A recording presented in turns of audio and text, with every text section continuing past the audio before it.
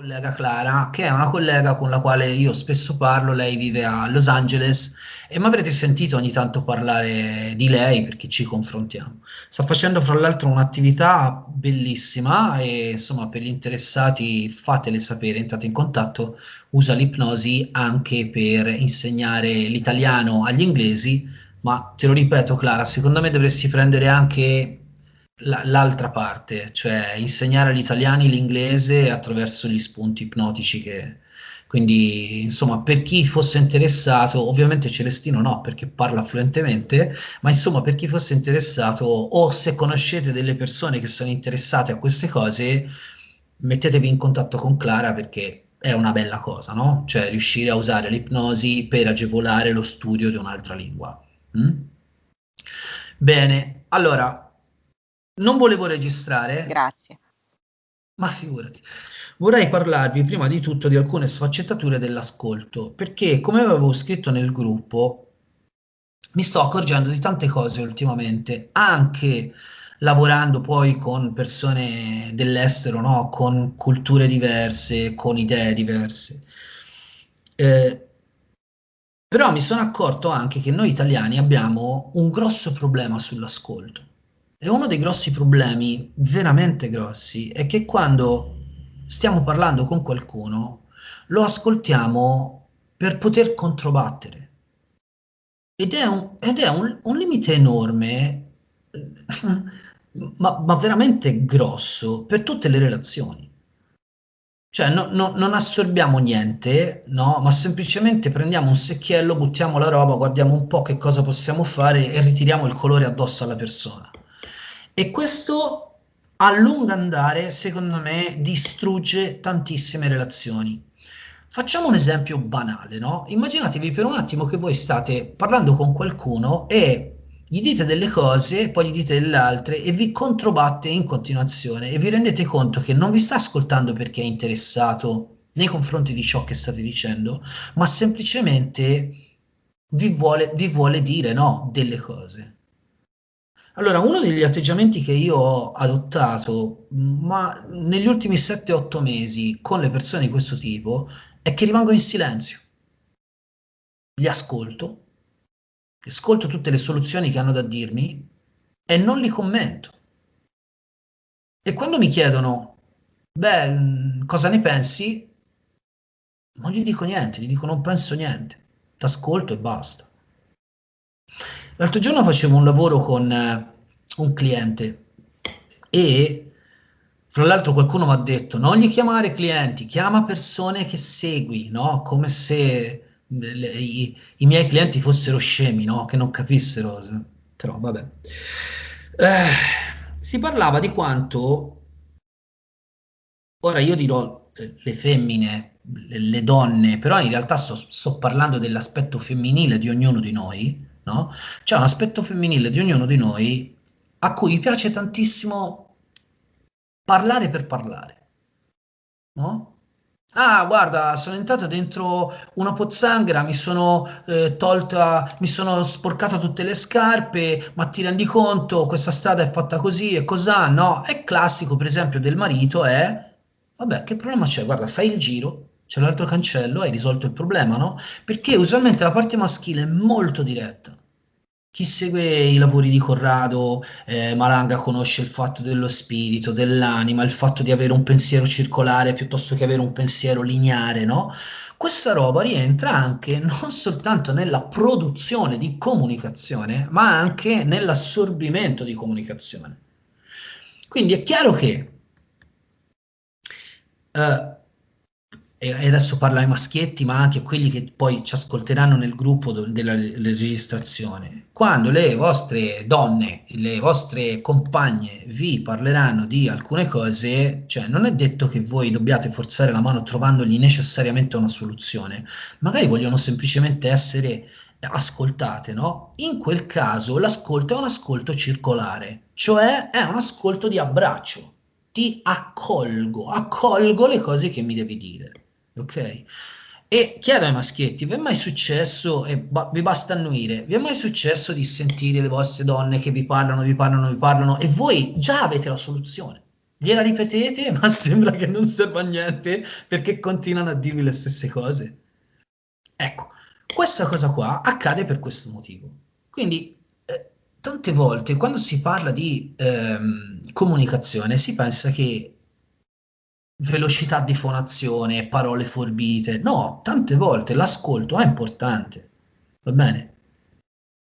L'altra cosa, le donne certe volte parlano ai maschietti cercando di ottenere dei risultati e l'idea migliore, ma questo io non sto parlando soltanto, ve lo ricordo, di maschi o di femmine, ma sto parlando di parte nostra maschile e parte nostra femminile, ok? A seconda delle discipline, delle scuole di pensiero, troverete nomi di tutti i tipi, ma insomma, volendo stare nel generale, quando le donne chiedono qualcosa agli uomini dovrebbero essere dirette.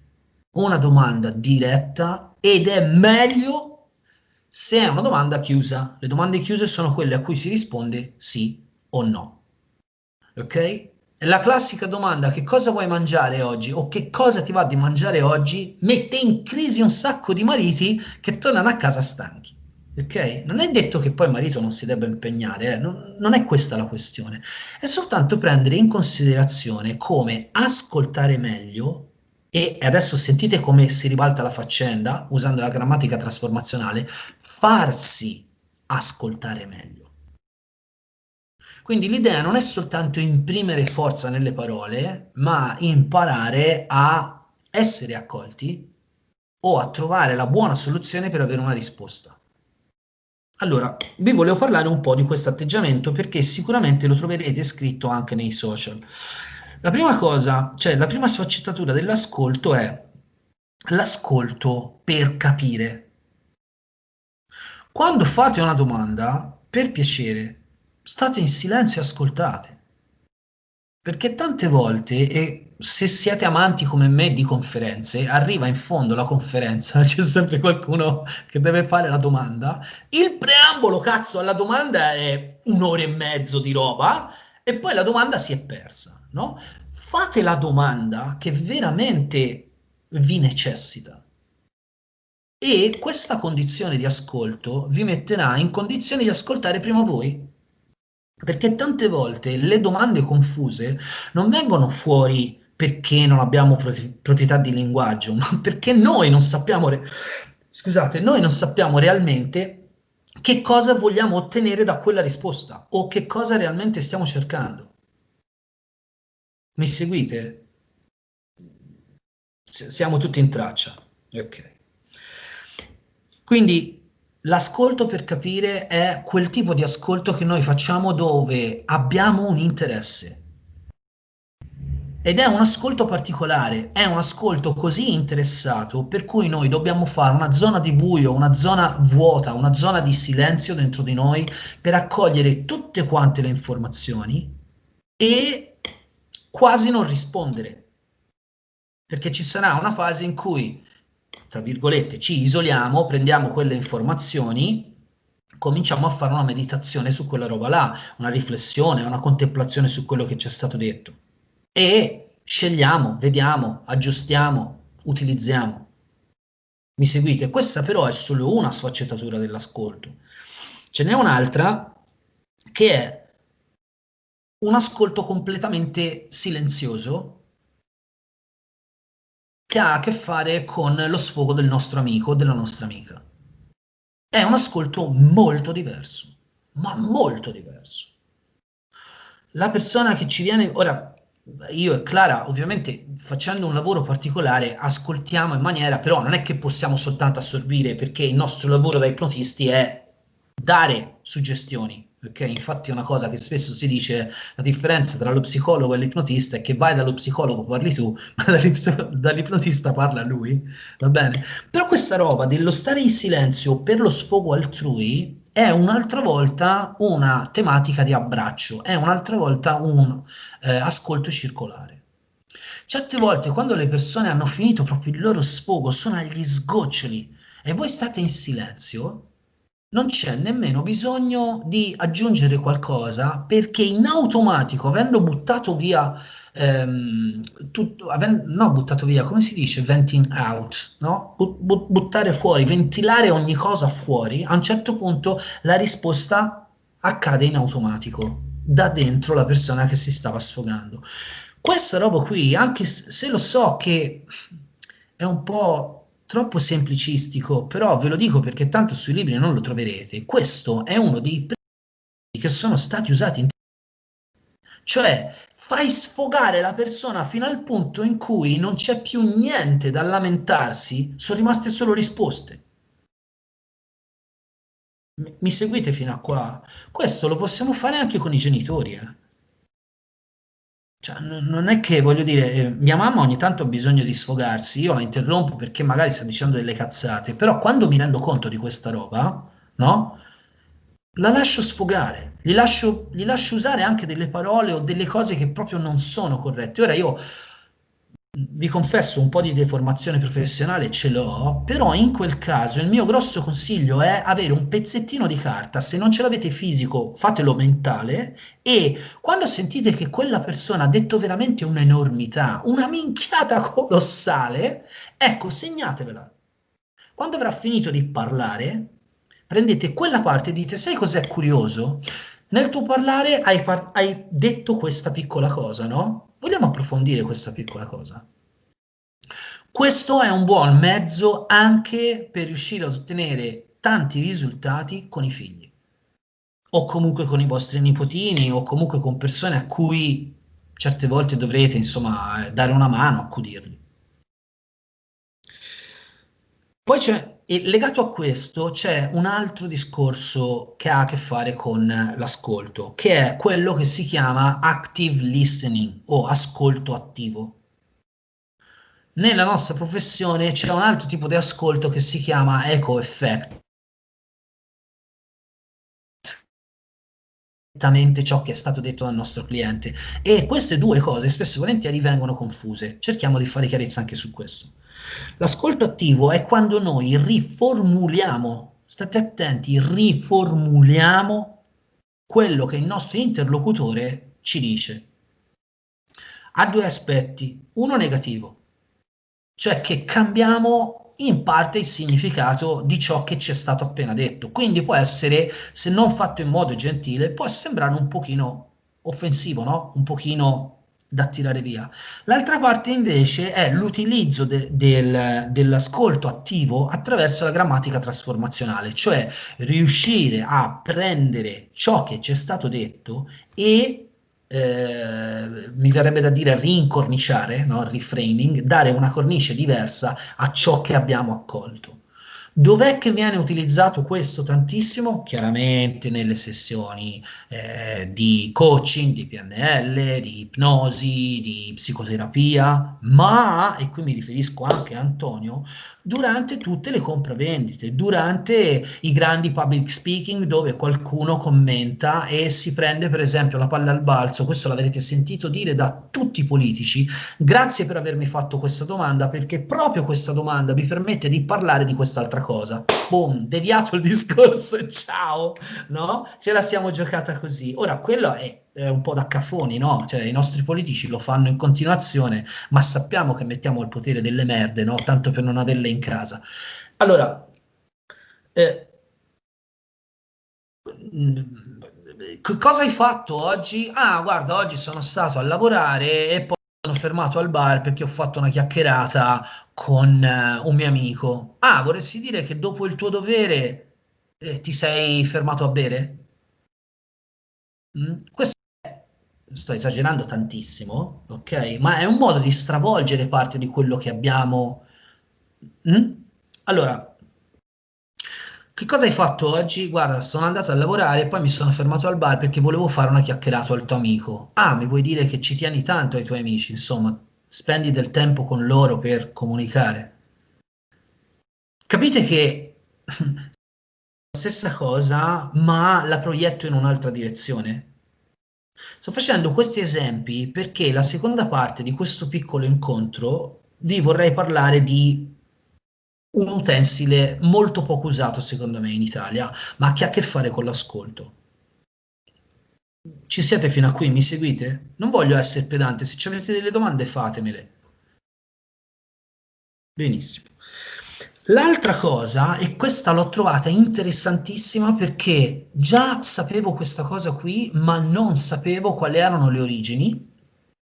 Ed è una cosa fighissima che è nella cultura dei filosofi che abbracciano la filosofia Vedanta.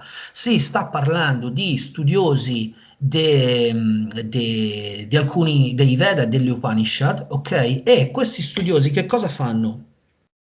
Quando entrano in un dibattito filosofico, prima di poter parlare, devono ascoltare l'interlocutore in completo silenzio senza mai commentare. Poi, quando ha finito l'interlocutore, la prima cosa che devono fare è ridire tutto quello che ha detto l'interlocutore e chiedere se quello che hanno detto è giusto.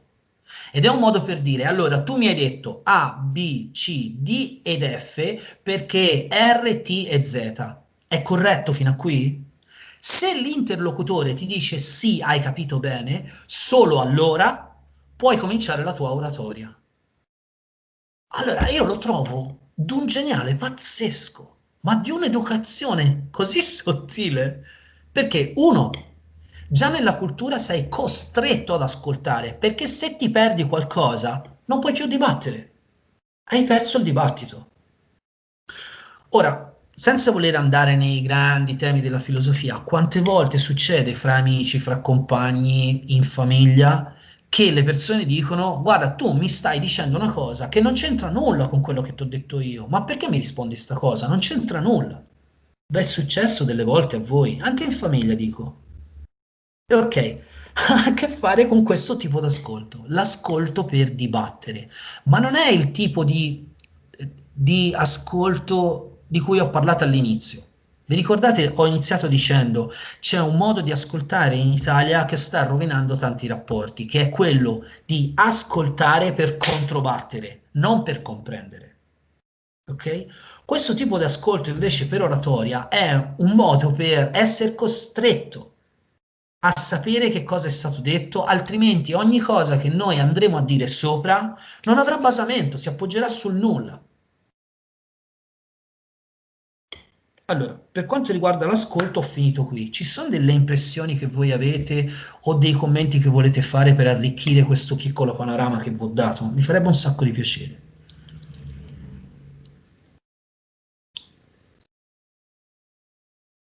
Però dovete azionare il vostro microfono. Sì, Sì, il il discorso discorso ci sta. ci sta. Non so Non chi è so che chi mi è che mi fa. fa Qualcuno mi qualcuno fa mi fa eco. No. Forse no. io? Forse io? Dimmi, Joel.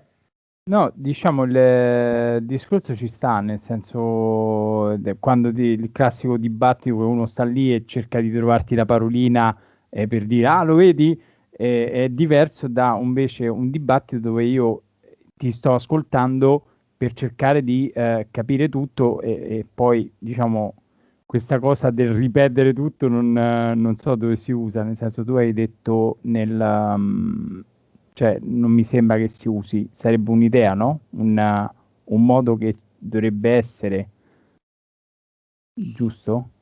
Si usa tra i filosofi che sposano la filosofia Vedanta ogni Mm, volta che dibattono fra loro. Quindi ogni volta che c'è un'oratoria, ogni volta che c'è un dibattito filosofico, loro utilizzano questo schema, mm. devono utilizzare questo schema. Tra monaci, per esempio, o tra studiosi, utilizzano questo schema, ma sa a che fare con l'India, quindi c'è tutto un rapporto anche col tempo diverso. Ok, se è lì dove volevi andare a parare, però continua. No, no, era nel senso, ti ho ascoltato, appunto adesso ho fatto la stessa cosa. Involontariamente ho fatto questa cosa qui, non ci stavo pensando, però adesso non mi viene a dire niente.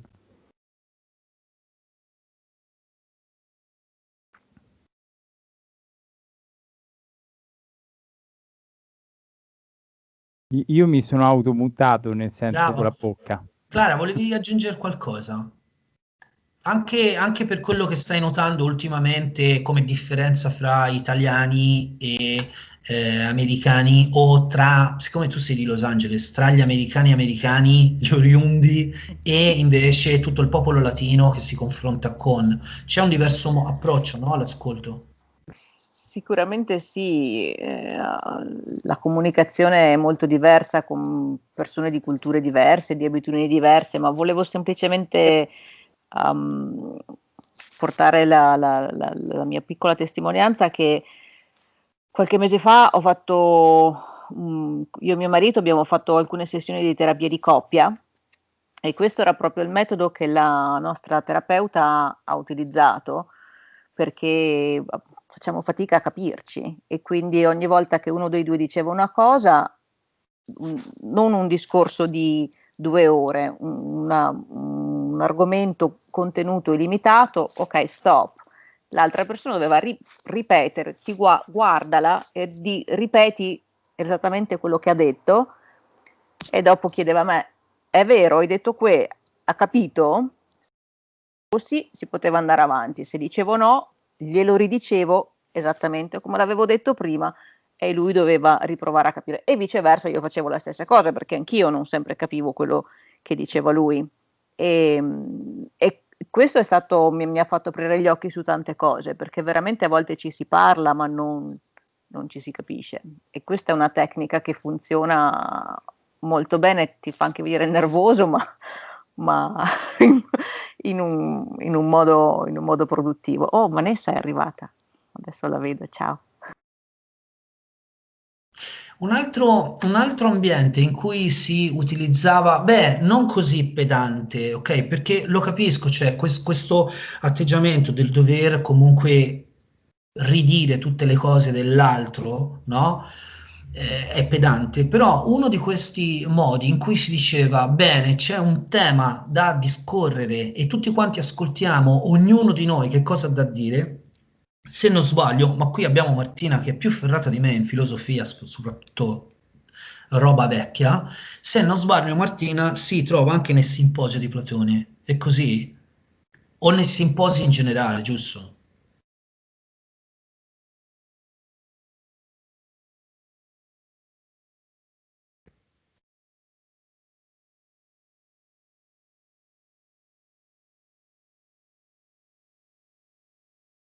Devi cliccare sul microfonino.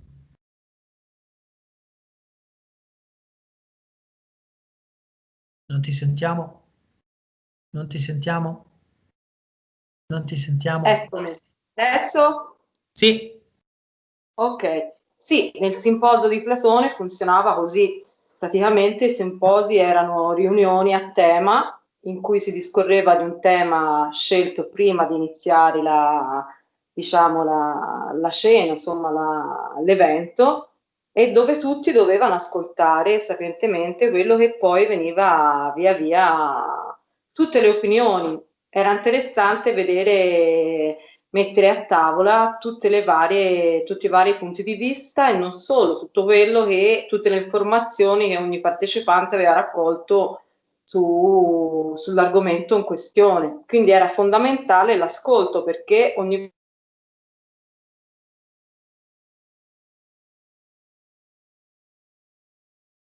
Era fondamentale l'ascolto perché ci ha lasciato, ci ha lasciato a metà frase. No, mi è suonato il telefono, perdonatemi. Dove eravamo rimasti? Che era fondamentale l'ascolto perché Era fondamentale l'ascolto perché l'ascolto permetteva un accrescimento della conoscenza dell'argomento scelto. Adesso non si ascolta più così, con la sete di capire cose diverse o punti di vista della persona che abbiamo davanti. Si ascolta di già credendo di avere la verità in tasca, no? O avere di già le nostre convinzioni. Difficilmente siamo aperti a sapere. Sappiamo già tutto. Abbiamo già le nostre idee in testa. Quindi, grazie Martina dell'appoggio. Un'altra cosa che volevo sottolineare è che il fenomeno dell'ascolto ha un buonissimo utilizzo anche per quanto riguarda musica e teatro. E siccome Celestino ha lavorato tanto in teatro, se ci puoi dire come l'ascolto delle battute possono essere, non delle battute musicali, in questo senso della battuta del tuo compagno, insomma, di palcoscenico, possono essere utili per te per ricordarti addirittura, oppure possono essere tutti ganci, oppure l'ascolto del pubblico. Perché questo è un tema gigantesco, cioè ve lo dico, oggi stiamo cercando di zippare una cosa, però io poi durante il mese ci tengo che voi ci riflettiate su questa roba, perché sono strumenti utili che se non impariamo a utilizzarli, è inutile che stiamo in un gruppo dove, dove ci chiamiamo Torna ad essere libero. No? Questa cosa di liberare tutte quante le nostre particolarità, il fatto di imparare anche a utilizzare l'orecchio come un mezzo è importante. Celestino, scusa, ti ho parlato sopra. Muta il Ma microfono. Non in riesco a base sviluppare. al... Scusate, non riesco a togliere il microfono. Mi dovete perdonare, ma io sono imbranatissima. L'avevo già detto sta cosa. Come si fa a mutarlo a questo punto? C'è il simbolo del microfono. No, non lo vedo più. Clicca sopra la nostra immagine. Ok.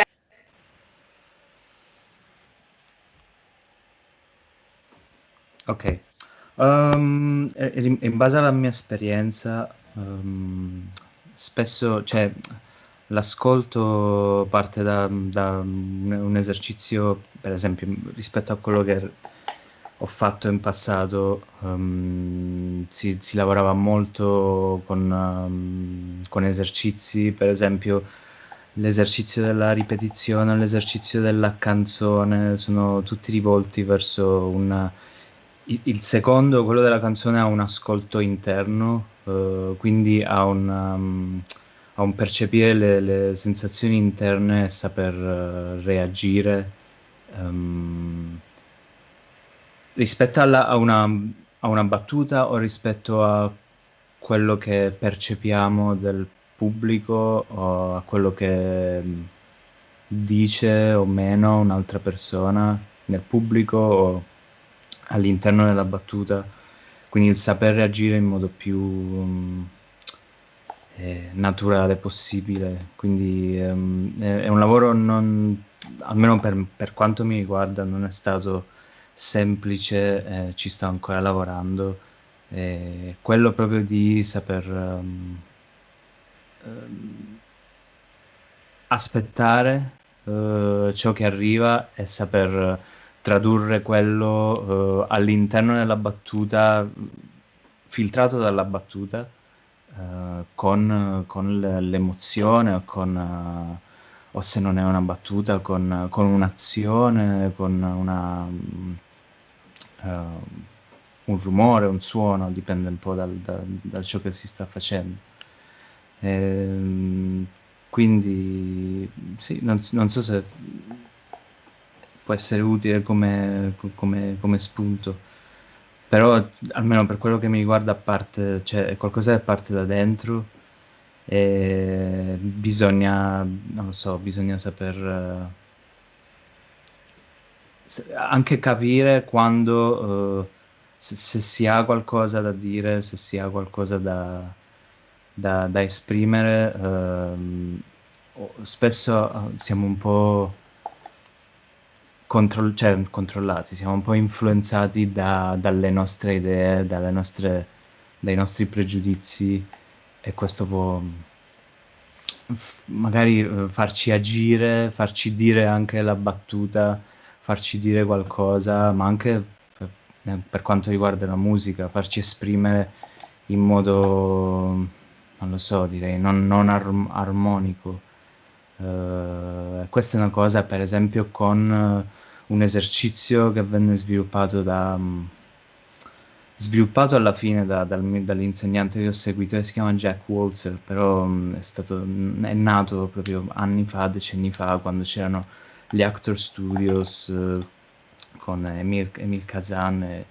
L'esercizio della ripetizione è strutturato proprio su questo gioco dell'eco, dove per esempio ci sono due persone che si interfacciano tra di loro, e io dico hai gli occhi azzurri, la persona risponde ho gli occhi azzurri, hai gli occhi azzurri, ho gli occhi azzurri.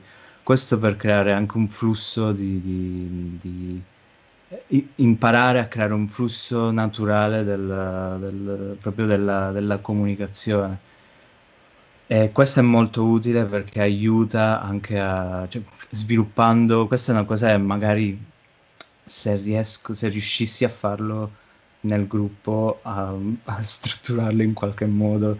L'esercizio della canzone è più semplice perché si fa da solo, quello della ripetizione si fa in due ed è un po' più difficile da spiegare, però è utile anche, secondo me, l'ascolto nel teatro, ma anche nella musica, saper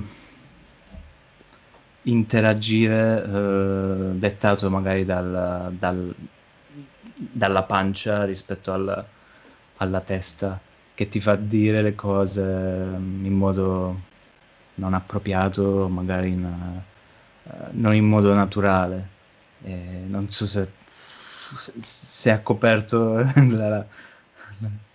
con un mio italiano molto, molto spicciolo di oggi. Allora, Celestino, no, invece hai aperto un tema per me fondamentale, perché il primo è il tema del biofeedback. Quando sai, no, che ho studiato tantissima musica e che l'ho fatto di professione, quando sei spesso sui palcoscenici, andare a calibrare il biofeedback attraverso il pubblico, che non prendi più come tante persone, ma lo prendi come se fosse un'unica, no? Quando si dice la classe, non dici gli alunni, dici la classe, il gruppo, diventa una unità e tu hai un biofeedback naturale con quello che suoni, quello che dici, ok, anche in scena, e la risposta totale del pubblico. Avere quel tipo di biofeedback significa instaurare quello che tu dicevi, questa cosa di rimando. No? Di continuo rimando, è la scaletta giusta, è la tonalità giusta, sto spingendo abbastanza, il solo gli sta piacendo, ok? E ci deve essere entusiasmo sia dentro il palco sia fuori dal palco, diventa tutto un unico, no? Ambiente sonoro, non è soltanto un qualcosa che tu fai per loro e c'è un proiettore e un proiettore e un ascoltatore, ma è un biofeedback. L'altra cosa che hai innescato immediatamente, che è l'ultima parte che volevo fare dell'ascolto, è proprio questo, l'importanza di imparare questi strumenti per poi usarli su se stessi. Perché saper ascoltare un nostro pensiero, un nostro valore, una nostra credenza, una nostra sensazione, oppure una nostra risposta interna, una nostra emozione, sono ascolti completamente diversi perché possono passare dalla cinestesia, possono passare dalle immagini interne, oppure da un certo tipo di sensazioni, no? Allora, non sottovalutate il lavoro sull'ascolto, per piacere. In queste settimane, se fate un po' di prove e ci avete voglia di mettere dei feedback sul gruppo, mi farebbe un sacco di piacere, perché la mia intenzione comunque è continuare a darvi molto, però, come ci siamo detti, impariamo a scambiare, a vedere che la direzione sia buona e valida per voi. Voglio attaccare il discorso di ascoltare e ascoltarsi il prossimo argomento con una serie di paroline che in comunicazione vengono chiamate avversative e con le quali dobbiamo stare attenti nel comunicare. Joel, mi vuoi dire qualcosa? Sì, come quando ok. uno Scusami. c'è il professore dai compiti e te eri distratto, no? Allora, questa cosa dell'ascolto, no? Io adesso ho ascoltato una serie di cose, no? Noi questo esercizio da soli come dovremmo farlo? Dovremmo fare un ascolto interno principalmente, perché oppure dovremmo fare quella cosa tipo, come ha detto Celestino, una cosa di coppia, no? E poi magari portare qualche feedback sul gruppo per vedere un po' cosa succede. Questo è quello che hai detto, ok? E l'ascolto interno ognuno lo fa secondo le sue capacità. Scusami, ti blocco un attimo. Quello che hai appena fatto è un ascolto attivo, cioè hai riformulato e hai anche chiesto, è questo che abbiamo detto. Sì. Sì, guardate ragazzi, queste cose sono così sottili che se non ce l'avete nell'orecchio, nella vostra comunicazione quotidianamente, è facile che si perdano sta roba. È per questo che sto cercando di farle venire in superficie. Va bene, spero che vi servano. Ma tu hai fatto una domanda che io non ci avevo nemmeno pensato e ti ringrazio tantissimo, Joel. Cioè, secondo me la tua domanda è: ma noi questa roba qui come la utilizziamo realmente nella vita? E ti voglio dare subito un modo per fare questa roba. Ora so che tu non sei un grande frequentatore. Oh, è andato. Ah no, si è tolto soltanto la videocamera. Tu non sei un grande frequentatore di bar, va bene? Però magari vai un giorno a prenderti un caffè, entri nel bar e dici buonasera a tutti, posso avere un caffè? Ecco, quel buonasera a tutti provoca una risposta. Se la risposta è sì, sì, buonasera, oppure oh, buonasera, no? Tu cominci a ascoltare una gamma di risposte che ti permettono di entrare in contatto con già tanta roba in più rispetto a quello che è stato detto. Ok? Per esempio, saper ascoltare bene significa imparare a decodificare il paraverbale, cioè il modo con cui si dicono le cose. Uno degli esercizi di cui parlava Celestino mi ha ricordato una cosa che facevamo con un mio collega attore quando eravamo in scena e lui mi diceva: guarda Caruso, scaldiamoci, no? Ripetiamo la stessa frase ma la ripetiamo sempre diversa, no? E allora, che ne so, la frase era: oggi sarebbe bello giocare a tennis, oggi sarebbe bello giocare a tennis, oggi sarebbe bello giocare a tennis, oggi sarebbe bello giocare a tennis, no? E trovavamo tutte, poi Celestino, vabbè, è un professionista in questo, l'avrà fatto 1000 volte, no? Però te lo voglio dare come esercizio, cioè non buttate via queste cose perché ci insegnano tantissimo del come comunicare con gli altri e anche come comunicare con noi stessi, quindi ascoltare noi stessi, la nostra voce. Ho risposto un po' alla tua domanda, Joel. Credo di sì. No, perché finché non lo fai ti rimane, ma come mi riuscirà sta cosa, no? Poi magari quando lo fai, non so, ti capiterà spesso anche a te, no? Ehm, che ne so, una cosa che mi è capitata di recente, come fai a fare un video che poi ci parli sopra? E dici, io non l'ho mai fatto, allora io non l'ho mai fatto, poi cominci a fare una cosa e dopo un po' ti riesce, però finché non lo fai non va. Ti sei praticamente risposto da solo, Joel. Cioè, il mio voler portare alla luce alcune considerazioni che all'inizio possano essere banali, ma poi messe in pratica diventano complesse, è proprio questo. Cioè, la volontà di dirvi, guardate, che tante cose già ce le avete in tasca, usiamole, usatele. Mm? Vi posso assicurare che più dell'80% delle litigate che facciamo ha a che fare con quello che abbiamo detto oggi. Va bene. Vanessa, vuoi aggiungere qualcosa? Che per usarla al lavoro dovrò avere un atteggiamento molto zen. Tra clienti e colleghi dovrò trasformarmi completamente. Infatti già mi stavo proiettando. Cioè, provo a chiederlo a un capo che me lo ripete. Già stavo immaginando la scena, capito?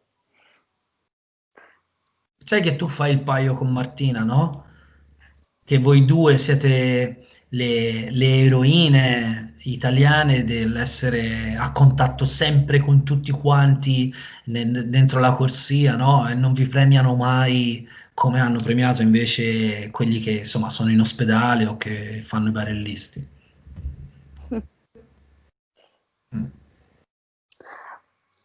Ma guarda, io non so neanche se volessi un premio, cioè se vorrei proprio un premio, sinceramente, perché io faccio il mio e ok. Il distanziamento ce l'avevo anche prima, quindi passava una pandemia, però non troppa presa per il culo in generale, ecco, perché è una grande presa per il... vedo tanta grande presa per il culo. Solo quello. Ma questo non soltanto nel tuo lavoro, dico. No, io dico proprio in generale, anche con questa cosa della pandemia. Cioè, ci voleva una pandemia per capire che magari i medici, infermieri erano una figura importante, tra virgolette. Mo' leviamo il discorso nostro, ok? Però comunque lo stress, io mi immagino lo stress che possono avere loro, okay. Una consapevolezza che magari non hanno, che per loro, che ne so, una pasticca può risolvere il problema, ok, immagina lo stress che possono avere, i turni che possono avere, la sofferenza che magari vedono ogni giorno, perché la sofferenza non è mia del cliente che non trova le uova oggi, raga. Cioè, quelle è so botte che dicevi giornalmente da non scherzare, capite? Non bastava una pandemia per dire, oh, cazzo. Non ci voleva. Questa è la grande presa per il culo che a me non piace. Però vabbè. Dici, Joel. Sì, una cosa, non so se è attinente, però una cosa odio dei supermercati, ormai entri, ti mettono quella musica che poi io ci ho lavorato al supermercato anni fa, io dico, ma come fa una persona a avere, che ne so, 6 ore di turno, non so quant'è il turno, quella radio là accesa sopra le orecchie?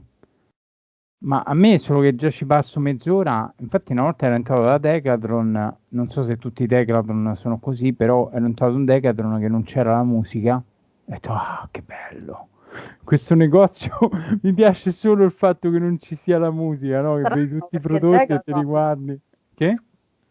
Dico, scusami, ti interrompo, Decathlon è molto più furbo del supermercato, mentre il supermercato magari ti mette la musichetta per trattenerti, perché la musica alla fine quello serve, no? Cioè, secondo Decathlon me... fa la ripetizione a manetta delle offerte, ora anche i supermercati la stanno adottando questa cosa, però io quando lavoravo in Decathlon c'è la ripetizione a manetta dell'offerta. Gilet casual a 4,99 €, gilet casual a 4,99 €, gilet casual che tu uscivi da là che te lo compravi pure te che stavi a lavorare, capito? Dici sì, lo compro pure io sto casual, aspetta. Adesso per esempio guarda il supermercato dove lavoro io, Lidl, pubblicità, volantino, pubblicità poi nelle fasce orarie che costano di più, ragazzi, che se tu ti studi poco quanto costano quelle fasce orarie, questo ti fa capire quanto investono in soldi per sbomballarti il cervello, perché le fasce orarie delle pubblicità hanno un costo diverso, ok? E quelle fasce orarie centrali, mo ti faccio un esempio, magari costano 2.000 euro. Io do 2.000 euro, anzi 2, 4, 6, do 6.000 euro al giorno solo per la fascia oraria. E te vuoi o non vuoi? Tu puoi pure fare i servizi, tu c'hai la canzoncina dentro, poi tu stai dentro il supermercato, dopo lo sbamballamento di Celine Dion che magari ti è passata per caso in quel secondo, ti arriva la pubblicità del super weekend. E sai quanti clienti ho che mi fermano, che mi dicono, senta scusi, ma c'era... E io, sì, ma oggi è martedì, inizia sabato. Però loro, capito? Mentre stavano cercando la farina, già gli è arrivato nel cervello l'offerta che devono arrivare venerdì, sabato e domenica. E la mia gioia aumenta. Quello che hai appena menzionato, che qualcuno chiama ascolto passivo, che sai la storia, no? Ti metti le cuffiette, vai a letto e hai imparato 13 lingue, no? Ok. No, perché le lingue hanno a che fare con la fonazione, hanno a che fare con la grammatica, insomma, è una roba complessa, ma se tu cominci a essere bombardato da ripetizioni costanti, quella roba lì entra. Quindi anche essere consapevoli di ciò che stiamo ascoltando passivamente è una cosa da prendere in considerazione. Esempio, che radio ascolto oggi? Che musica ascolto oggi? Che suoni ascolto oggi? Che cosa devo fare? Devo meditare o devo spazzare per terra? C'ho l'aspirapolvere, no? E quindi fa rumore, devo alzare molto il volume, oppure tutte queste robe comunque sono all'interno dell'ambiente ascolto. Guardate che sull'ascolto c'è gente che ci ha fatto miliardi. Se volete un nome, Julian Treasure ha fatto un sacco di TED Talk, ok? E lui è uno che va in giro per le aziende a disegnare l'audio delle aziende, a disegnare i suoni delle aziende, a capire come nel reparto della biancheria ci deve essere un tipo di musica più accattivante perché vendono di più le mutandine, no? Che con il morso sulla mela, piuttosto che invece una musica gelida nel reparto maglioni perché ti viene freddo. L'argomento di oggi non vuole arrivare a fine oggi. Io vi ho portato tutta sta roba perché vi cominciate adesso a render conto che c'è tanta sostanza. Usatela, usiamola. Dimmi, Vanessa. A proposito, non a caso, quando parte la pubblicità, parte con un tono molto più sparato. E non è perché tu hai alzato involontariamente il televisore, è proprio studiato apposta. E, oltre che col televisore, ecco la radio, ecco nei negozi. Cioè, sta cosa, vabbè, per me che un po' l'ho studiata, cioè, ho fatto, per me è una cosa figa, lo ammetto, per me sono strategie fighissime. Però se dall'altro lato ci pensi, dici, porca miseria come siamo bombardati senza rendercene conto, perché queste vanno tutte nell'inconscio, automaticamente vanno tutte nell'inconscio, ovviamente, senza rendersene conto. Quindi con Clara che abbiamo a che fare con ipnosi in continuazione, è così, quando vuoi svegliare una persona e attiri la sua attenzione, attiri la sua attenzione e poi parli. Ed è questo, perché i film di solito ci fanno entrare in una frequenza teta il cervello, per cui noi siamo in trance. Però quando c'è la pubblicità, svegliati, sii bombardato, rientra dentro. Dimmi Martina.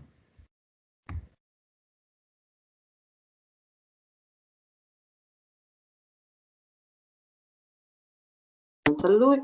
Eccomi, cioè io lavoro in un altro tipo di supermercati, noi abbiamo una radio interna, quindi noi non spendiamo in pubblicità, però spendiamo nel formulare delle playlist ben precise che sono atte a indurre uno stato di giramento di scatole, di depressione, di fame, in modo tale da vendere in base al periodo dell'anno determinate cose che poi sono le stesse decise dal volantino delle promozioni. Però se vuoi siamo un po' più bravi perché non pubblicizziamo il prodotto ben preciso, ma ti mettiamo in condizione di sentirti una schiappa bianchissima per cui d'estate abbiamo ordinato treni di abbronzante, riusciamo a venderlo. Sotto Natale ti mettiamo in uno stato di depressione tale, di tristezza tale, con tanto di neni e natalizie, in modo tale che tu vada a comprare tutti i panettoni, cioccolate, alcol, tutte queste cose di cui abbiamo riempito il magazzino. Quindi poi lavorandoci capisci il trucchetto e certe cose non le ascolti più, cioè veramente le solite playlist diventano rumori di fondo, non ti fanno più alcun effetto. Però le persone che vengono nel supermercato sono altamente influenzate da questo tipo, vanno in trance, o diventano tutte tristi, o tutte con giramento di coglioni, o tutte affamate, tutte bianche all'improvviso, e la stessa cosa avviene quando si vuole vendere tutti i prodotti detox, compresi i cavoli che ora, come ora c'ho i banchi pieni. C'è un'altra cosa, e poi per piacere passiamo al secondo argomento perché sennò faccio tardi oggi, perché voi mi fate sempre fare tardi, malandrini. Allora, no, il discorso è questo. Quello di cui avete parlato è esattamente il contrario di cui io volevo, che io volevo spingere nei vostri confronti, cioè aprite bene le orecchie perché a seconda di un ascolto per comprendere dopo una domanda, un ascolto silenzioso per accogliere lo sfogo di qualcuno, un ascolto attivo per rincorniciare quello che ci è stato detto e poterlo utilizzare nuovamente, un ascolto per dibattere, però facendo capire alla persona che veramente abbiamo compreso. Un ascolto passivo di cui parlava sia Vanessa che Martina, c'è anche un altro tipo di ascolto che è un ascolto che ci ha devastato e ci manda, come dire, in chiusura. Cioè, tu dopo tante volte che ti hanno detto le stesse cose, quelle cose lì non hanno più valore. Chiudi le orecchie e vai. Ok? Se dal momento in cui uscite la mattina chiamassero il vostro nome, tutte le persone che passano chiamano il vostro nome, il primo giorno impazzite, il secondo giorno siete così che vi girate in continuazione, il terzo, il quarto, dopo una settimana il vostro nome non lo riconoscete nemmeno più. Siccome questa cosa ha a che fare con una soglia particolare del nostro udito e ce lo ammorbano, ce lo annientano, allora dobbiamo stare attenti anche a queste cose. Per esempio, il tipo che a me mi piace, Vanessa mi prendeva in giro perché mi piace Renato Zero, mi piace, ok? Ma io Renato Zero non lo ascolto in continuazione, perché se ascolto giorno e notte sempre lo stesso disco, alla fine arriviamo a una cosa che si chiama nausea. E la nausea non è soltanto quando noi prendiamo qualcosa per bocca, la nausea anche delle stesse cose dette. Volete un esempio lampante? Le donne che chiamano amore, amore, amore, amore, tutti quanti. Il marito, tutte le volte che gli dice amore, ormai non ci fa più caso, perché quella parola lì è stata distrutta. Ok? Ha tolto significato. In più, alla fine non c'è nemmeno più gelosia perché tanto quella donna chiama amore chiunque. Allora, va bene tutto, ci sono 1300 giustificazioni, non c'è niente di male, ok? Però questo è uno dei tanti meccanismi che si trovano nella nostra società. Il vostro compito in questo periodo sarebbe cominciare a mettere in gioco e capire cosa sta succedendo e quando, soprattutto dentro di voi. Una cosa interessante è l'avversativa, che vi chiedo di cercare di usare il meno possibile. Quando una persona vi parla, non dite sì, ma, oppure sì, però, o addirittura sì, ma però, no? O tuttavia, o sebbene tu abbia detto, tutte queste si chiamano avversative. Le avversative tendono a cancellare tutto quello che si è detto precedentemente. Però, ok? Adesso sembra che quello che ho detto non valga più. Mi seguite? Allora, quando parlate con qualcuno ed è importante che gli facciate capire che l'avete compreso, cercate di non utilizzare le avversative. Perché adesso vi parlo di avversative? Perché entro in un grande calderone importantissimo che stiamo perdendo in Italia, che è il tema del complimento. Allora, esistono diversi tipi di complimenti. Eh, Esistono dei complimenti che si fanno quando vogliamo far continuare una persona, ok? Per esempio, il vostro compagno o la vostra compagna che vi mette una mano sulla spalla e inizia a fare un massaggio e voi che cosa dite? Ah, che brava che sei. Perché? Perché quello arricchisce, no? Ah, sono brava, allora lo faccio di più. Ok? Oppure il bambino che ha fatto i compiti e dice: Mamma, ho fatto i compiti. Ah, che bravo che sei proprio un bravo metto. Quello è un complimento che serve, se qualcuno di voi ha visto il mio video su l'educazione e orientamento alla felicità, ok, ha molto a che fare con questo. I complimenti sono importanti, non li vedete soltanto come una forma di manipolazione, guardatelo come una forma di supporto, ok? Quando qualcuno fa qualcosa di buono, dobbiamo fargli un complimento, è un nostro dovere anche per altri motivi, e adesso li vediamo. Per esempio,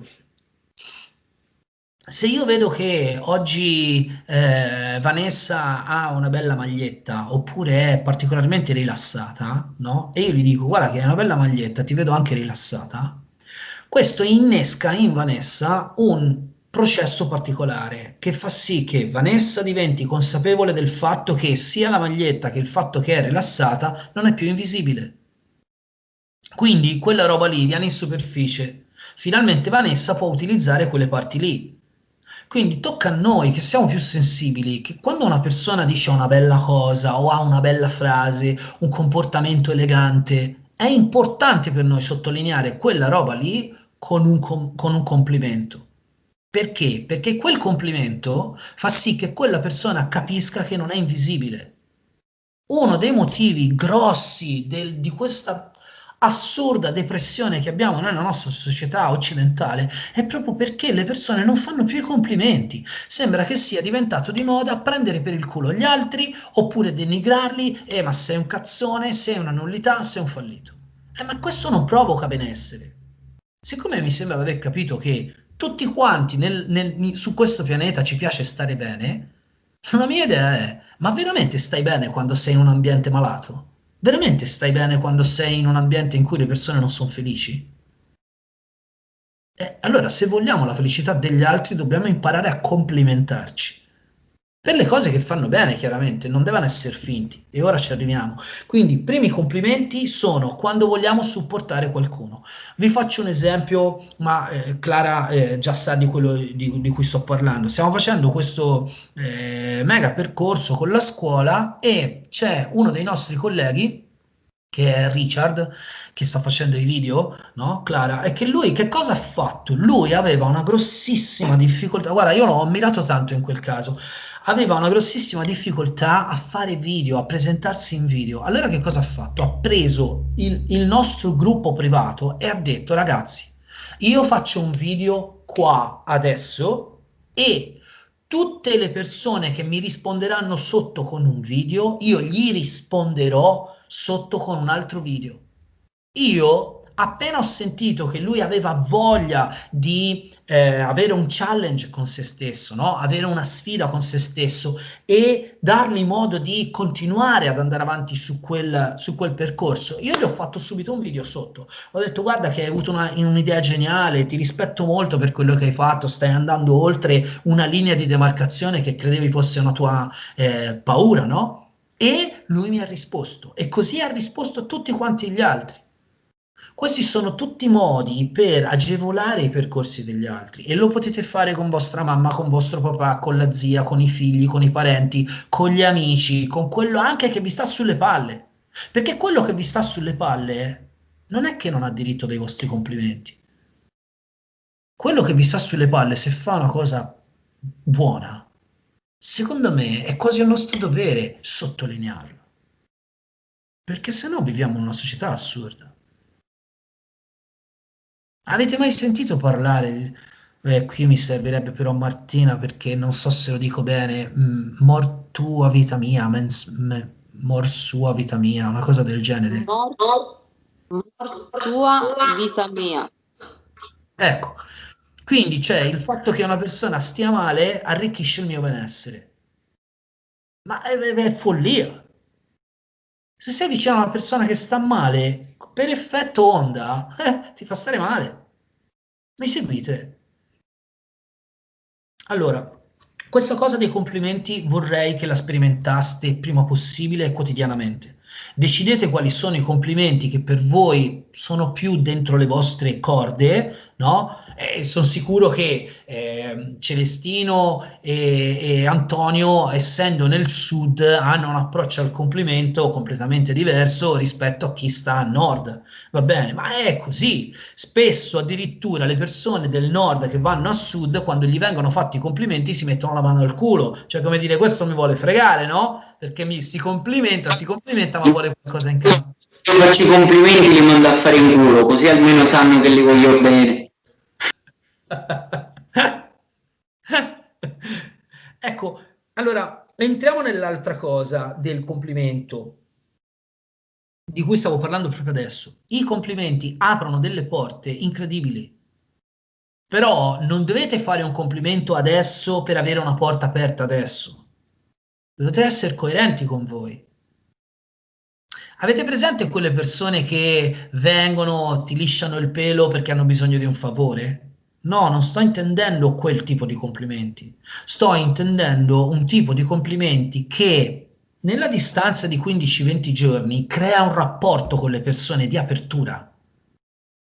L'altra cosa è questa, ricordatevi, se prendete in giro qualcuno, è molto facile che quel qualcuno, appena vi capita qualcosa, prenda in giro voi. Ed è vero anche il contrario. Se voi fate dei complimenti a qualcuno, è molto facile che quel qualcuno piano piano impari a farvi dei complimenti. Ma la cosa su cui vi metto un pochino in guardia è la seguente. Se fate complimenti, non vi aspettate complimenti. Perché se fate complimenti per aspettarvi complimenti, quello non è un complimento fatto col cuore.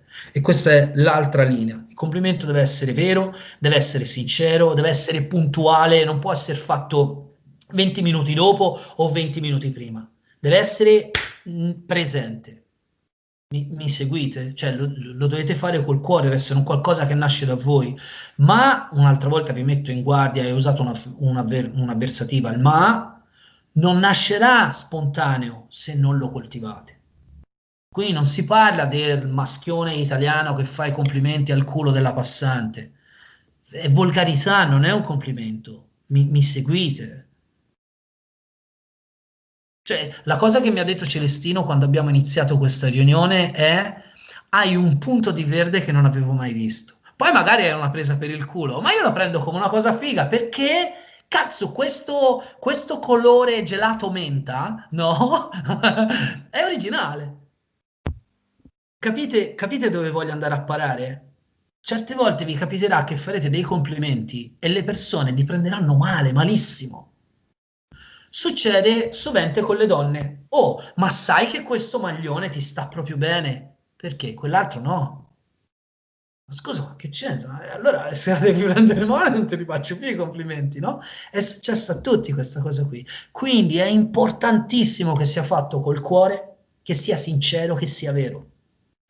Divertitevi durante la giornata a trovare, ogni volta che incontrate una persona, a trovare una cosa particolare che secondo voi riuscite a vedere nell'altro. Ok? Può essere una... Dimmi, Celestino. Ah, dopo, ok. Può essere per esempio una piccola cosa, una piccola spilla, oppure un certo tipo di tono di pelle, oppure può essere semplicemente una parola che hanno detto e che vi fa riflettere, no? Dice, ma sai che quella cosa che mi hai detto mi ha fatto riflettere, grazie, no? Possono essere anche complimenti non diretti, sembrano complimenti indiretti. Agevolate un po' l'italiano in questo senso. Antonio, te lo dico, questa roba apre dei mondi, specialmente se vuoi lavorare, lo sai, no? Con trading e quant'altro. E se non mi sbaglio, tu sei già stato a contatto con questi oratori che montano sul palcoscenico e dicono: Ah, sono contentissimo di essere qui, e tutti sotto dicono che faccia di merda, lo sappiamo che non è vero. Te ne sei accorto, no? Assolutamente. Ma c'ha anche un funzionamento per quanto riguarda il mio altro lavoro, quindi con l'azienda e anche con il fatto che comunque devo saper comunicare ed è importantissimo saper ascoltare, anche perché le altre persone no, si aspettano di essere ascoltate da noi. Penso che questo è un aspetto molto importante, come anche un'altra sfaccettatura che è importantissima, che è quella di non dire sempre il ma e il però. Quindi questo è importante, anche perché io ho 27 anni, dopo che mio padre per 27 anni ma e però mi sono un po' rotto i coglioni, quindi ho imparato a sapere ascoltare. Celestino, che ci volevi dire? No, vabbè, una piccolezza, sempre riferita a quell'esercizio di cui parlavo prima. C'è proprio una piccola parte di questo esercizio sulla ripetizione, strutturato proprio anche sul complimento, la capacità di saper osservare una parte magari della persona, una cosa, come si dice, istantanea, snapshot che si è vista nella persona, anche un aspetto, una cosa estetica, anche il colore degli occhi, e partire da quel complimento e creare il biofeedback, nel senso, mi piace il colore dei tuoi occhi, ti piace il colore dei miei occhi, mi piace il colore dei tuoi occhi. E detto con sincerità crea una, come si dice, proprio un composto organico Un molto rapporto. molto, sì, un rapporto molto denso, se si può dire così, molto sincero. Basta. Sarà successo qualche volta a voi che fate un qualcosa e qualcuno dice: ma sai che come fai quel qualcosa tu? È incredibile, non c'è nessuno. Sai che come fai la pasta alla matriciana tu mi piace tantissimo, no? Cioè, sono cose che, ora non so quanto esperti siete, ma se sentite le conferenze dei bravi conferenzieri, è tutto un passare delicatamente tra un complimento e l'altro, anche indiretti, no? Cioè, ci sono categorie di persone qui in Italia, alcuni giovani, alcuni meno giovani, che sanno prendersi il loro tempo per imparare ad ascoltare e crescere e hanno tutta la mia stima, no? Questa categoria di persone. Io poi ci parlo volentieri con loro perché spesso li ho davanti. Ok. Di Clara, di. Ah, adesso non mi ricordo se i numeri che dico sono esatti, ma tu magari lo sai meglio di me. Però nelle relazioni con le persone, relazioni di coppia, di amicizia, di lavoro, di qualsiasi tipo, um, capita che ci si fa delle critiche, ma dicono che per mantenere il bilancio, l'equilibrio, una critica non vale quanto un complimento. Per ogni critica ci dovrebbero essere 5 complimenti, non so se i numeri sono esatti, ma è così, no? Già, già. Ed è la stessa cosa che nel nostro lavoro succede così con i testimonial, no? Cioè fai 150 clienti, hai fatto dei lavori pazzeschi, hanno ottenuto un sacco di risultati, no? E poi arriva uno che magari non si è impegnato o magari veramente non sei stato bravo e non ha avuto il risultato, quell'uno contro i 100 che hanno avuto i risultati ti sputtana tutto il mercato. Quindi questo sistema di bilanciamento di pesi e di misure è vero anche con i complimenti.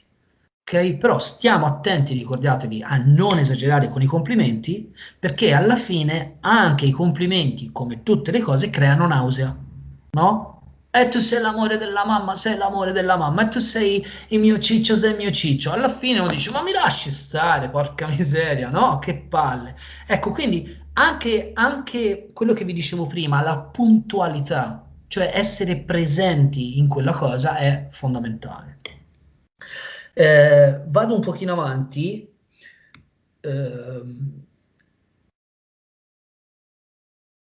Eravamo a lezione, questa cosa non la sai Clara, però te la racconto anche a te. Oh Antonio, va bene, grazie mille di essere stato con noi. Ti vogliamo bene. Ciao ciao, ciao. Eravamo a lezione e a un certo punto tra le schermate, perché quando siamo in tanti magari ci sono 5-6 schermate su Zoom, va bene? Io ogni tanto vado a vedere chi c'è e vado avanti nelle schermate e vedo Susi.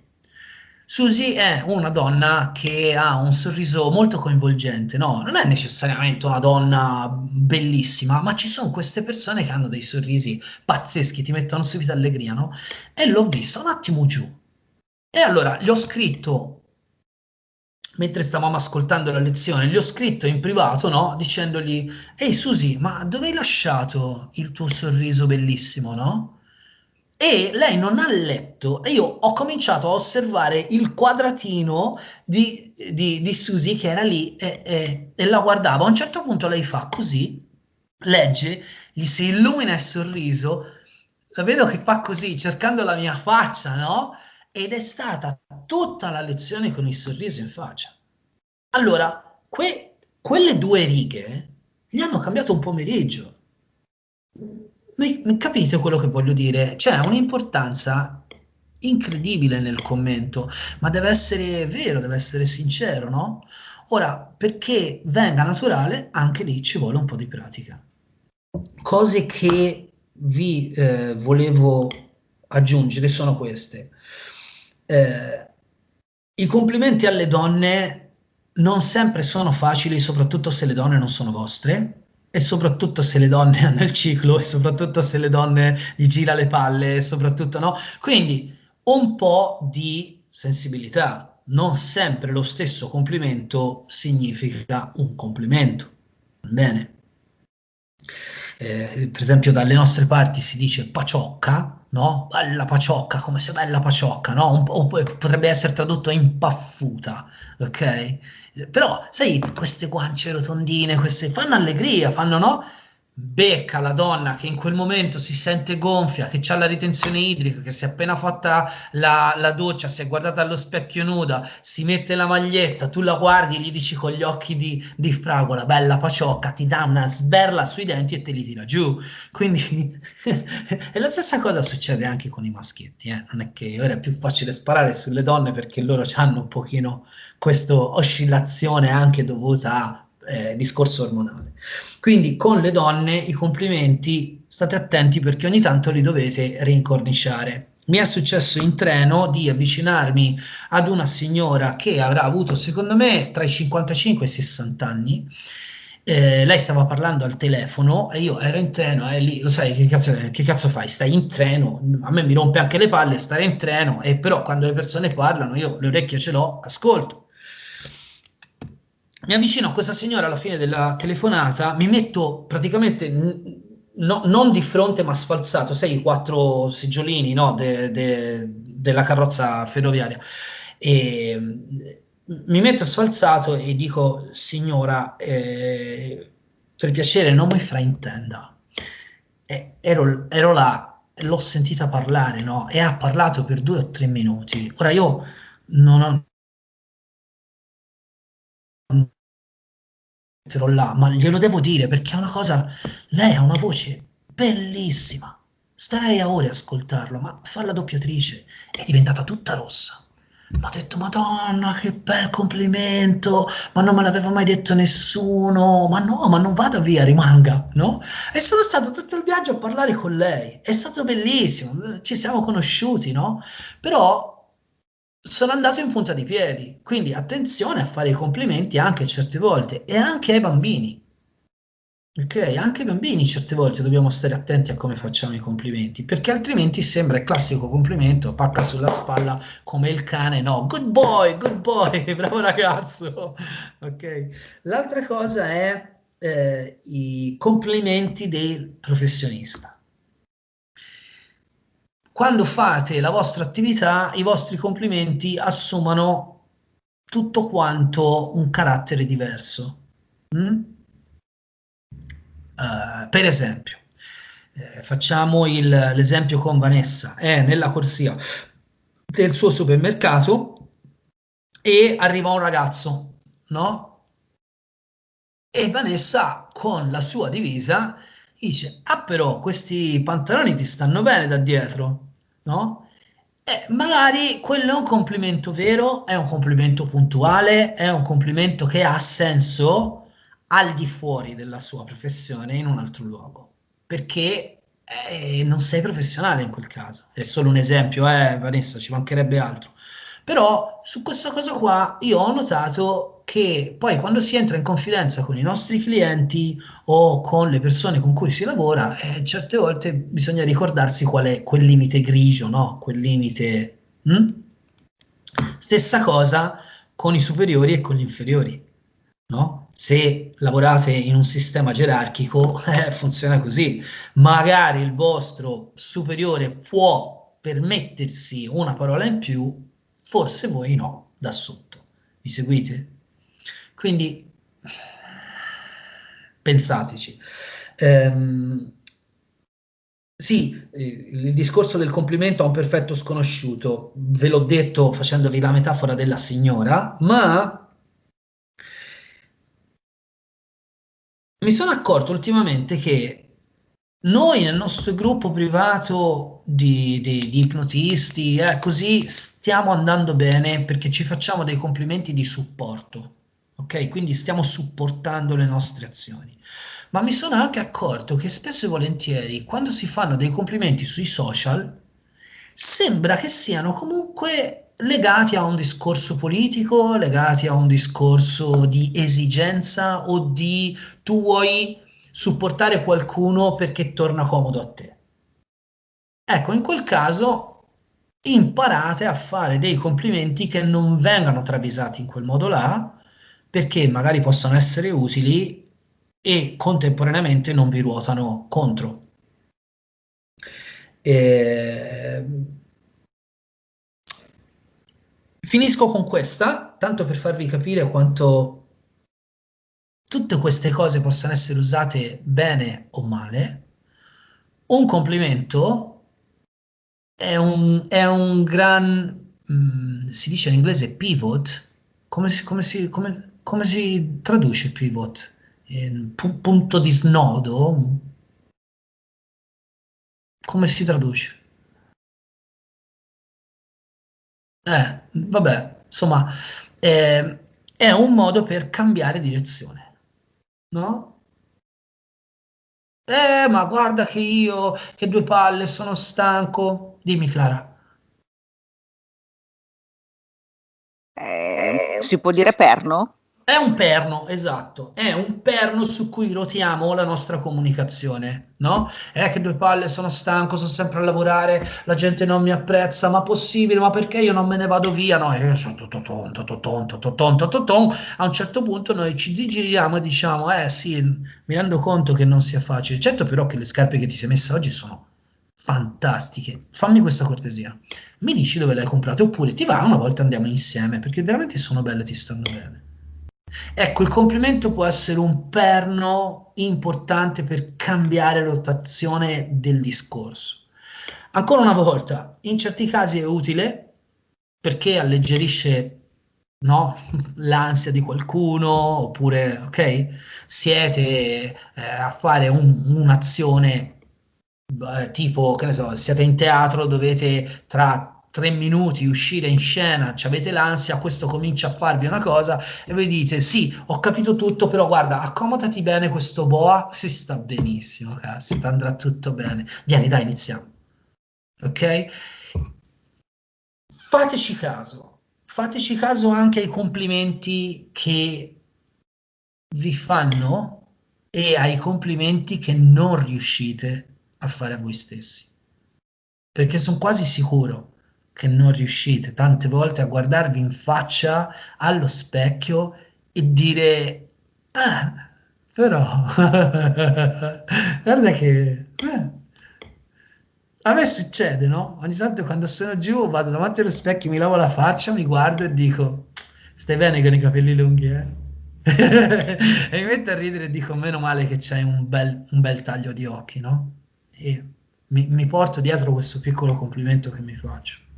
Allora, ragazzi, abbiamo parlato di una valanga di roba, gli argomenti era ascolto e complimenti. Spero che vi siano utili queste cose. Se avete delle domande, fatemele tutte adesso. Se avete dei commenti, fatemi, mi piacerebbe tantissimo. Dimmi, Joel, mi muto. Pubblicità. Comprate una nuova scarpa della... Posso dire la marca? Salomon. Compratela. Non so, mi aveva detto scarpe prima. Mammi Douglas, non mi escono queste cose. È un po' come il Truman Show, no? Che quando uno è incazzato tira fuori la cosa di cioccolato. Vuoi provare i nuovi pacchi di cacao? Ma che cazzo di... Comunque Caruso, come vedi oggi ho provato la modalità con OBS per fare la webcam virtuale, quello che hai visto prima, te lo dico così un po', quello che hai visto prima è semplicemente, sto usando OBS per eventuali incontri. Non funziona bene con tutti i software, tipo alcune cose sì, alcune cose no. Lo so, ci sto buttando gli occhi anch'io, Joel, ti ringrazio e anzi, Virtual Cam è il tuo programma di riferimento. Grazie di avermelo detto perché appena avremo insomma informazioni di più o appena ho delle domande te le faccio. Comunque ci sto buttando gli occhi anch'io su OBS, molto interessante. Dimmi Vanessa. Sono 2 esercizi non difficili, ma dove ci vuole molto impegno, soprattutto se lo devo pensare nel mio lavoro, perché nel mio lavoro ti dicono ascolta il cliente al volo e indirizzalo. E ovviamente l'ascoltare il cliente al volo vuol dire prima la parola, che ne so, fondamentale, ok? Tipo faccio l'esempio di prima, uova, io ti dico subito, terza corsia in fondo a sinistra, ciao. Perché questo che vuole l'azienda, anche perché io nel mentre devo fare anche 10.000 cose.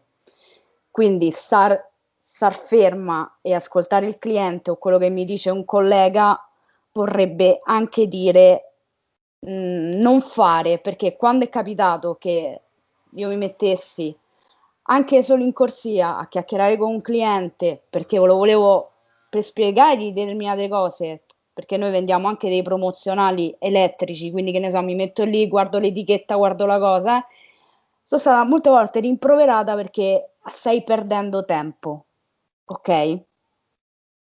E già queste sono tutte cose che durante il giorno, insomma, vanno ad accumularsi, è pesante, ma ci proverò, ci proverò. Il complimento poi è un'altra questione fondamentale su cui, tra virgolette, combatto in azienda perché non si usa. È una cosa che non si usa proprio. Quando capita che dico a un capo, un responsabile, oh però un ragazzo l'ha fatto bene, lo doveva fare. E io dico tante volte, sì ok, ma se tu gli dici bravo, l'hai fatto bene, lui la prossima volta non capirà se l'ha fatto bene o l'ha fatto male. Io continuerò magari a sistemare lo scaffale in un determinato modo, tu non mi dici l'ho fatto bene, oppure me lo dici alla cazzo di cane che l'ho fatto male senza spiegarmi bene dove sbaglio e magari tutta la presa per il culo la fai alle spalle. Tu non stai aiutando una persona. Anche quando gli dici è lento, ok, non mi sembra che tu vai più veloce di lui. Spiegagli i trucchetti per fare bene, perché molte volte il lavoro non è sul lento e il veloce. Vedi quello che fa le cose tipo fiato sul collo, però magari sistema a merda. Vedi quello che invece è lento, ma sistema bene. Non so se ho fatto afferrare bene il concetto. Vanessa, questa roba è trattata tantissimo da tanti formatori in Italia e quando vengono a fare formazione nelle aziende, io non le faccio, mi piace parlare di più con le persone piuttosto che con i professionisti, ma quando vengono a parlare con le aziende, tante di queste cose vengono dette e vengono buttate nel cestino. Il fatto che stai perdendo tempo, secondo quali parametri?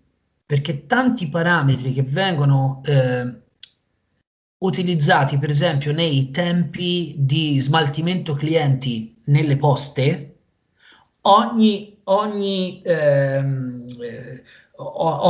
postazione ha per ogni cliente un tot di minutaggio. Se va oltre, sta perdendo. Però, amica mia, se ti vengono 30 persone oggi e ti chiedono 30 volte la stessa cosa e invece la prossima settimana non viene nessuno, riprenderai il tempo così.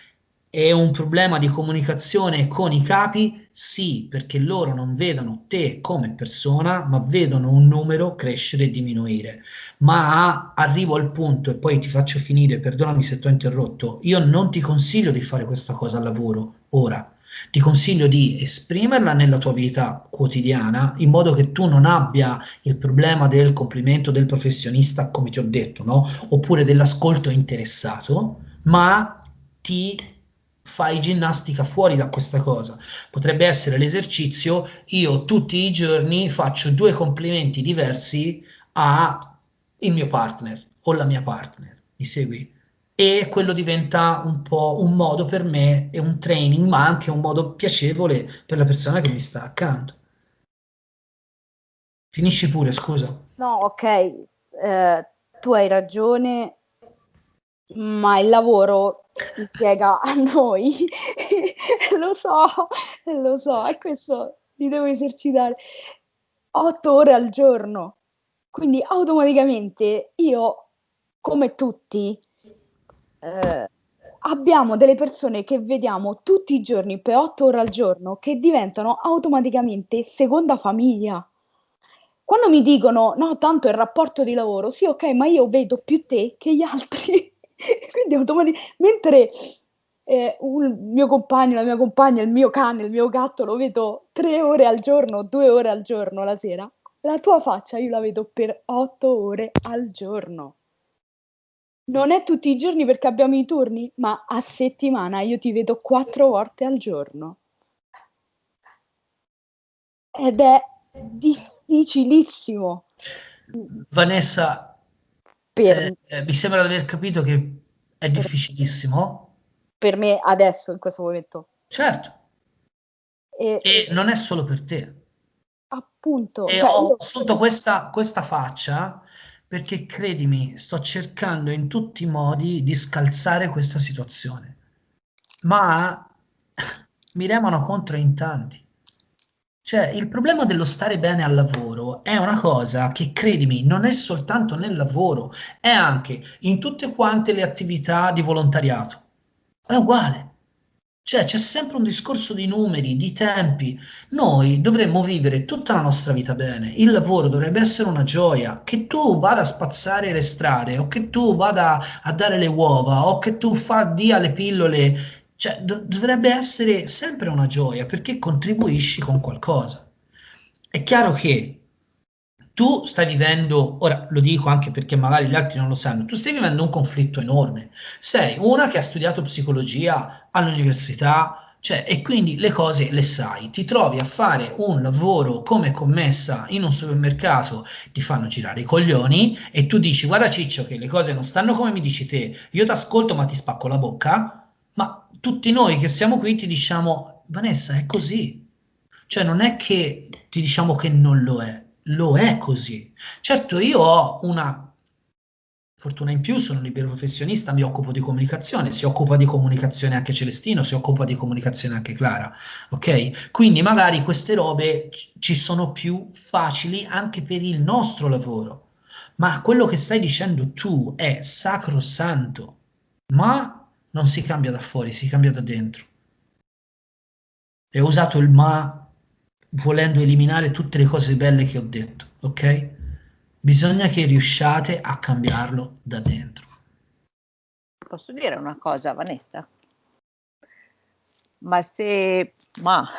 Comincio subito col ma, se tu ti prendi come compito di fare un complimento ogni giorno ad un collega diverso, ogni giorno, e lo provi a fare per un mese, 2 mesi, a vedere poi che effetto a catena provoca nel vostro ambiente di lavoro, perché magari poi qualcun altro può imitarti, magari consciamente, inconsciamente, non lo so.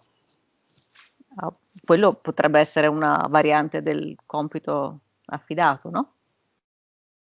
sì, no, lo devo attuare questa cosa perché io fino a mo', almeno ti parlo della mia esperienza, di quello che ho vissuto io, non ho ricevuto complimenti, però ogni volta sei il punto forte della filiale.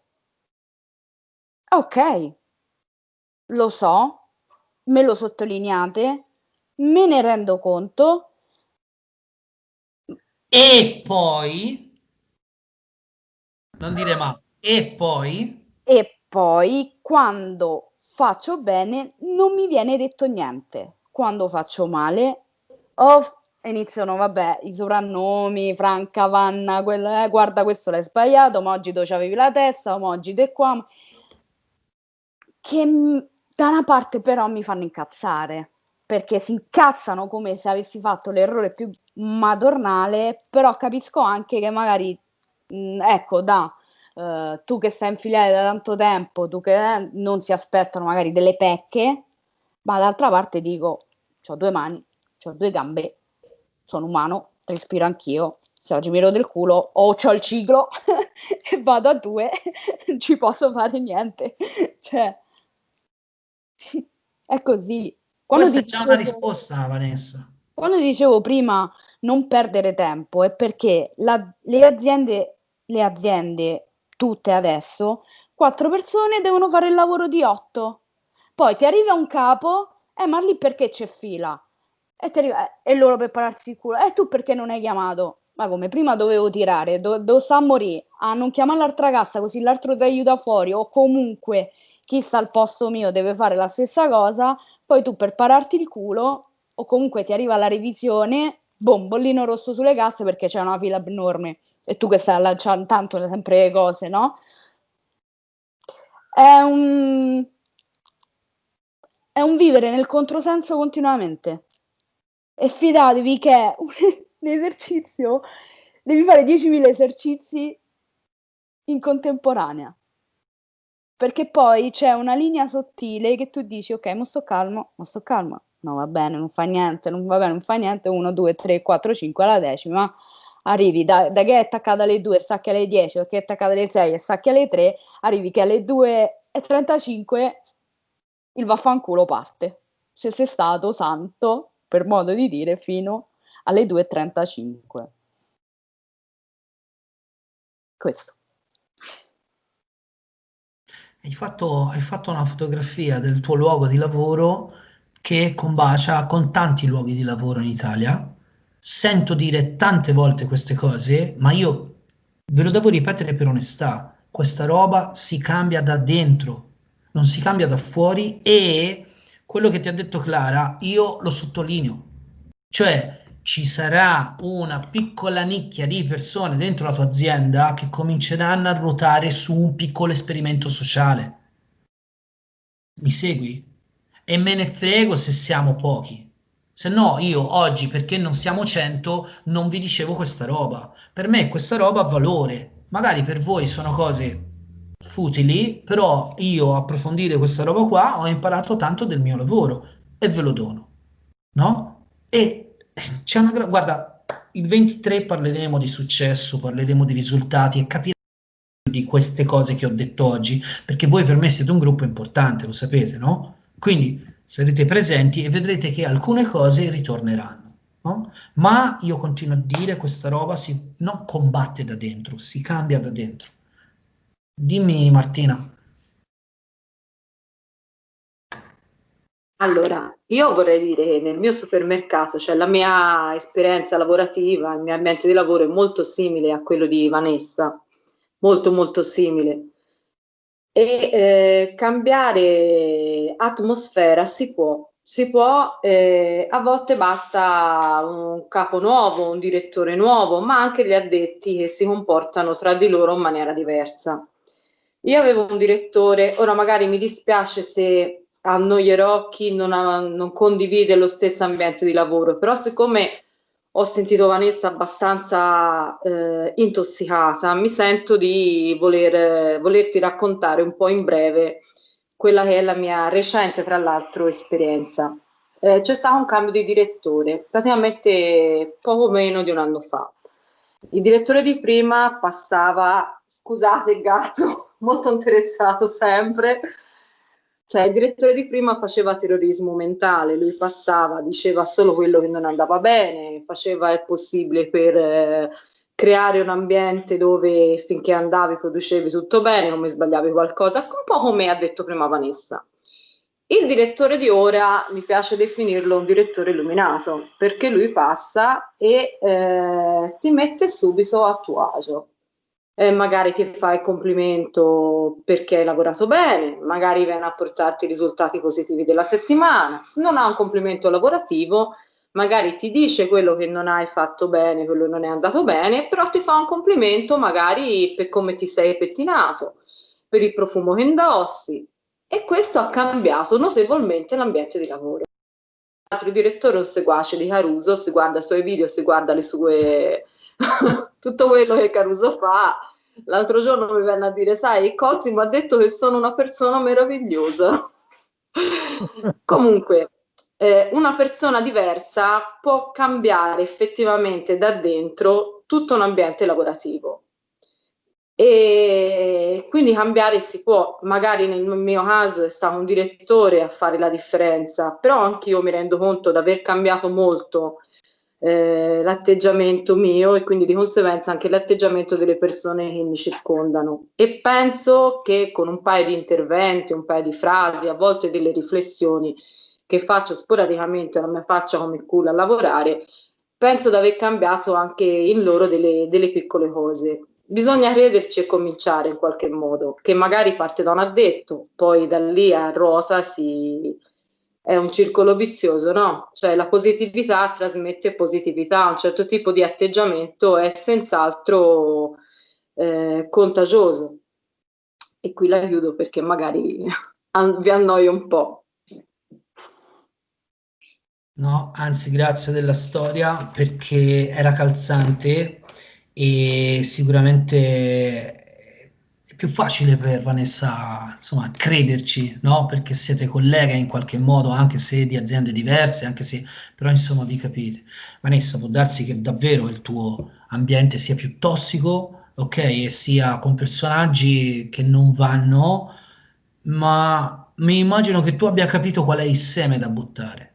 Poi che sia difficile, sì, soltanto va fatto. Ok.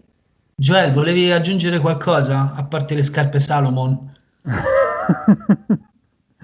No, è perché a parte stavo rivivendo tutta una cosa perché anch'io ho lavorato al supermercato anni, più di 20 anni fa, no? Però c'era un po' più di libertà, forse un po' più di sbrago, no? Rispetto a oggi, che diciamo fanno questi supermercati con i prodotti messi in modo che uno non capisce più niente, si disorienta. Poi io sono uno che compra solo i legumi, le verdure, le uova, la carne e il pesce, cioè compra i prodotti di base, no? Quindi per me basterebbe un supermercato di 10 metri quadrati con legumi, uova, pesce, verdure, così stare benissimo. Però mi rendo conto che in un ambiente del genere, proprio perché tutti sono così confusi, no? Quindi viene difficile attuare quella cosa là, però se non la attui in qualche modo, pur che è difficile, io per esempio nel mio piccolo mi sono detto, siccome adesso sono nel Lazio e sto usufruendo gioiosamente della sanità pubblica, allora io devo far finta di essere in Svizzera con la sanità che funziona tutto perfetto, e quando chiamo al centro prenotazioni devo far finta che tutto funzioni, ma finta in modo positivo. Scusi, questo ospedale mi dà i servizi che io richiedo? Faccio finta, ignoro il fatto che tutti si sentano a disagio, ma lo ignoro in modo, cioè, benevolo, nel senso, vediamo un attimo se io faccio un attimo finta, diciamo, tra virgolette, che va tutto bene, nel senso, poi lo so che ci sono i problemi, vediamo un attimo se mi trovo magari il dentista giusto, non lo so, queste cose qui. Perché io proprio mi sono reso conto che è vero c'è molto disagio perché tendono a tagliare, però è anche vero che la stessa gente che riamplifica, oh, qua non funziona niente, l'autobus non passino, che è vero, però è lo stesso, la stessa cosa che tende poi poi la gente si perde e insomma, e invece niente, faccio finta di essere in Svizzera con tutte le cose che funzionano. E quindi anche quando vado al supermercato faccio finta che il mio è come se fosse il mio supermercato, non ci sono più tutte quelle merendine, quelle cose che io non compro perché non servono a niente. Ci sono solo i legumi, le uova, il pesce, il tonno, le verdure, il sale, lo zucchero, il caffè, tutti i prodotti più stretti, no? Di base. E il resto non c'è. Gioela, hai detto una cosa molto interessante e se mi permettete vorrei concluderla qua, cioè questo succederà e vi sarà successo tante volte a voi, e ogni tanto facciamo delle cose dalle quali noi non prendiamo benefici, ok? Ma non le sottovalutate. Se io vado nell'ospedale di turno, nel centro commerciale di turno, ovunque, no, trovo la commessa, scusi, non sto trovando le uova, guardi, le uova sono là, e io dico, non grazie, oppure vabbè, e me ne vado, ma dico, grazie, è stata molto gentile. Quel è stata molto gentile, va a innescare un comportamento positivo nel cliente successivo che domanderà una cosa. Io qualche volta che sono andato al supermercato ho pagato, prendo la roba, la metto nel carrello per non intasare la fila, ok, prendo tutto, vado e gli dico grazie mille, ti auguro buona serata, con un bel sorriso, e me ne vado via. Io so che il cliente successivo, se la cassiera potesse, gli farebbe uno sconto. Non si può, certo, non è quello il discorso, non è quello il fine, ma è il discorso che certe volte dobbiamo renderci conto che è proprio il benessere degli altri che ci fa stare bene. E quindi se qualcuno fa un complimento a Vanessa e se ne va, Vanessa sorride, sta proprio bene, arriva Joella e gli dice: senti un po', io siccome c'ho le scarpe delle Salomon non voglio mangiare soltanto legumi, e lei invece di dire oh, e sti cazzi non ce li metti, lei di sicuro ti dice: senti, vieni con me, ti accompagno io, guarda, questi non li prendere, questi sì. Ok? Spero di avervi dato un po' di spunti. Rifletteteci, lo sapete, scrivete nel gruppo, fatemi sapere fra un paio di settimane come avete utilizzato questa roba. Non vi affrancate se non vi riesce subito, c'è tanta roba. Se volete, poi magari faccio un piccolo PDF o qualcosa, vi scrivo un riassuntino delle cose che abbiamo detto. Clara, lascia se vuoi la tua mail o un recapito se qualcuno volesse, perché siccome è registrato lo lascio nel nostro gruppo. Se qualcuno volesse approfittare di lezioni di inglese legate all'ipnosi, tranquilla. Lo vuoi scrivere? Però lo scritto non rimane registrato. Sei bloccato. Penso che il modo più facile per contattarmi sia su Facebook, se siete su Facebook, altrimenti il mio indirizzo email è clara.benali no, non lo so dire in italiano. gmail.com, Clara Benali, e la trovate Clara.benali. O se no Clara Benali, e la trovate su Facebook. Sì. Ragazzi, è arrivata l'ora di cena, io ho una fame che sto impazzendo, vi voglio un sacco di bene. Il 23, mi raccomando, se potete invitate qualcuno, mi fa un sacco di piacere. Approfondiremo molto questa roba, ma tanto tanto di più. Questa è la prima paginata che ho scritto per il 23, ma mi sono già scritto due pagine sul computer. Altro non so che dirvi, vi auguro buona serata. Ciao. Grazie Caruso. Grazie dell'ospitalità. Ciao ciao. Ciao.